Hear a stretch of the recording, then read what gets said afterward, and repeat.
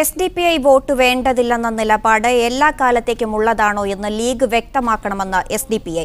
BJPക്ക് ജയസാധ്യതയുള്ള മണ്ഡലങ്ങളിലും ഇത് ബാധകമാണോ എന്ന് SDPI നേതൃത്വം ചോദിച്ചു. SDPIയുടെ രണ്ടാം ഘട്ട സ്ഥാനാർത്ഥി പട്ടികയും പ്രഖ്യാപിച്ചു. SDPI വോട്ട് ലീഗിന് ആവശ്യമില്ലെന്ന് MK മുനീർ മുതൽ ഹൈദരലി തങ്ങൾ വരെയുള്ളവർ പ്രഖ്യാപിച്ച സാഹചര്യത്തിലാണ് SDPIയുടെ ചോദ്യം. ഈ SDPIയുടെ വോട്ട് വേണ്ട എന്ന നിലപാട് എല്ലാ മണ്ഡലങ്ങൾക്കും ബാധകമാണ്. എല്ലാ കാലത്തേക്കും BJP ജയിക്കാൻ സാധ്യതയുള്ള മണ്ഡലങ്ങൾക്കും അത് ബാധകമാണ്. ലീഗ് നിലപാട് വ്യക്തമാക്കണം. മഞ്ചേശ്വരത്ത് കഴിഞ്ഞ തവണ UDFനെ പിന്തുണയ്ക്കുകയും സ്ഥാനാർത്ഥിക്കായി പ്രവർത്തിക്കുകയും ചെയ്തത് SDPI ലീഗിനെ ഓർമ്മപ്പെടുത്തി.